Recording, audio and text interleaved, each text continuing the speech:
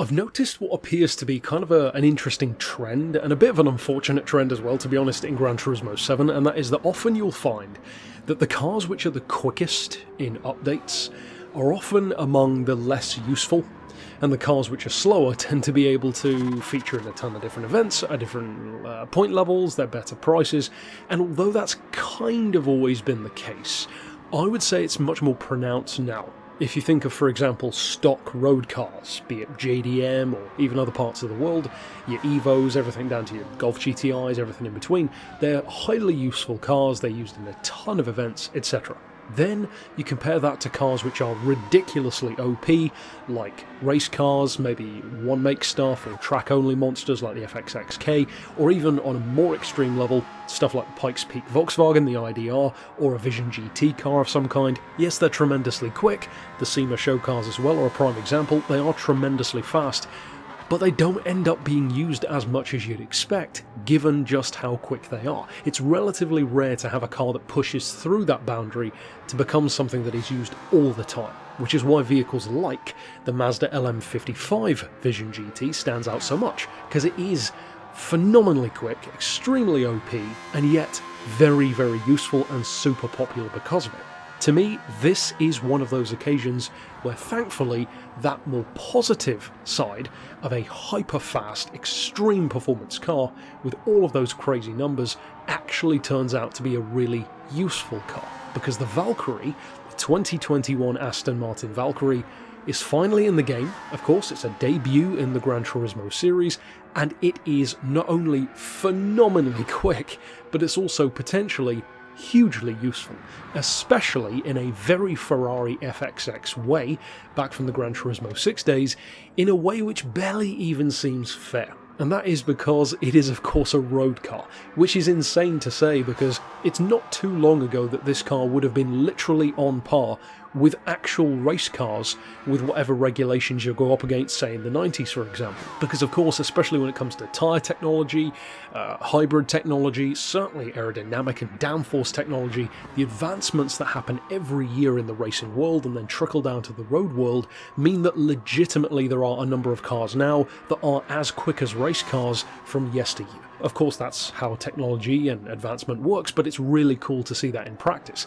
This is pretty much a race car for the road, more so on the Formula 1 end, but to me it's very Le Mans hypercar-esque in a number of ways. It definitely has that kind of LMP, closed cockpit kind of style. Very good looking car, very, very fast. An unusually large engine for its frame, a 6.5 litre Cosworth V12 with that boost function as well, instead of NOS. Of course, I mentioned yesterday in my review of this update that you cannot fit it with NOS. Thankfully though, the system which it does have is actually better than NOS, because not only can you use it, or at least I believe you can use it in events where NOS isn't allowed, but also, and this is a much better advantage, it lasts a lot longer than NOS does. And unlike NOS, you can recharge it from braking, and when you brake very heavily, you can actually recharge a decent little chunk of that boost to use it again, which is highly useful. Now, of course, I put out earlier on today some gameplay of this car with no commentary at Spa, now we see it here at Le Mans. I've also fully tuned mine, which means even more power. It's already very light at 1270 kilos, it's already got a fantastic amount of horsepower, 1139. Fully tuned though, it jumps up to 1458 horsepower, which means that this thing fully tuned in the game is putting down 1150 horses per ton, which is bonkers. And speaking to its point level, it is over 911 on sports, or on, I should say, racing soft tyres. Now speaking of sports softs though, that's what I'm driving it on here, because it's already so ridiculously OP, even in its quote-unquote stock form, that even on sports tyres, it sits at 842 points, which is ridiculous. That's got to be one of the highest sports tyre fitted vehicles in the game, as standard, to have such a high point level. That's ridiculous. That's like a full 100 points higher than a Group 3 race car on racing tyres already, which is insane. In terms of performance, it's actually surprisingly good for top speed as well, which is really fun to see, especially with the boost engaged. With the aforementioned upgraded power, I got this up around 260 miles an hour on its own, with no slipstream, of course with the boost engaged, and even with a headwind, That is very impressive on Route X. That's well beyond 400 kilometers an hour. I think that's, what, up around 420-ish kilometers an hour, something like that. But it's not just a straight line missile, and that is why it's such a useful car. It's great through corners. Even on those sports tyres, it's so good to drive, it's shockingly forgiving, and even when you do step the tail out or spin up those wheels, it doesn't really berate you for it.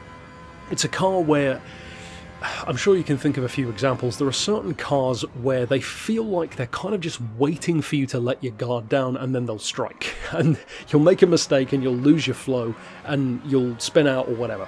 Then there are other cars which feel like they're actively working with you. The Nissan GTR is probably the ultimate example, but that's almost to a degree where the car's doing kind of more of the work than you are. This to me is more of that middle ground. The car is definitely helping, it almost feels like the car wants you to succeed and it's working with you, but it also doesn't feel like it's trying to catch you out. It's actually a very pleasant car to work with. It's got a lovely personality, great character to drive, it sounds great, looks great, of course that's a matter of opinion. Performance though is not a matter of opinion because it's tremendously quick. Again, legitimately as quick as a race car, even on those sports tyres. And yeah, despite its fairly hefty 4 million credit price tag, making it definitely one of the most expensive modern cars in the game, and definitely one of the most expensive road cars in the game, I would say it is a worthwhile investment. It's the kind of car where if you haven't played the game for a little while, it might actually be worth booting up the game to give it a try. If you do have those credits to spare, it might be a pretty fun time to get back into it, because if it were a returning vehicle of some kind and it were really good, then sure, the nostalgia's fun. But I've found that at least for me in Gran Turismo Sport and Gran Turismo 7, I can't really think of too many cars off the top of my head that have made their debut in the series that I've ended up using a lot or really standing out to me. There are some which are very nice to see in the game, but there aren't that many which feel like I would recommend someone would come back to the game to try it out. To me, the Valkyrie is actually shockingly good. It's better than I expected. I knew it would be quick, I knew it would probably be fun, but even in games that had the Valkyrie before, like Forza, I can't say I've really used it much. And actually I'm saying that Forza had it, I can't recall now, I think Forza may have had the Valhalla, actually, not the Valkyrie, if I recall correctly, but either way they're very similar cars, and it's just not the kind of car that I use that much in a game like that. It easily just gets lost in the fray, whereas in Gran Turismo, having that kind of OP road car really does come in handy, and this feels more legitimate than something like the Ferrari FXX in Gran Turismo 6, because that's not a road car, and never has been, so that was such a weird little loophole to have in that game. This though, full-on, legitimate road car, and to me I think the way that I would describe the Valkyrie, if you haven't driven it in the game yet, is imagine if you crossed the Mono with a Huayra. I think that is the kind of comparison I would make.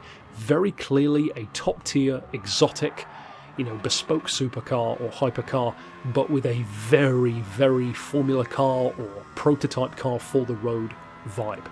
And that is a pretty damn good combination to have. So from someone who has never actually been a super fan of the Valkyrie, I like it well enough, but it's never been like a dream car for me, I'm actually really pleasantly surprised by just how much I like it in the game. So for those who love the car, of course I'd love to hear your thoughts, maybe even if you found it already useful for certain events, or maybe detuning it for certain point levels. And of course if you maybe don't like it, I would be very curious to hear why. But that's it overall for my thoughts on the Aston Martin Valkyrie. Of course I will be talking tomorrow about another car from the pack. We have both the Mitsubishi Evo 3 and of course the Subaru to go, so stick around for those, and until next time I'll see you then. But for now, as always, thanks for watching.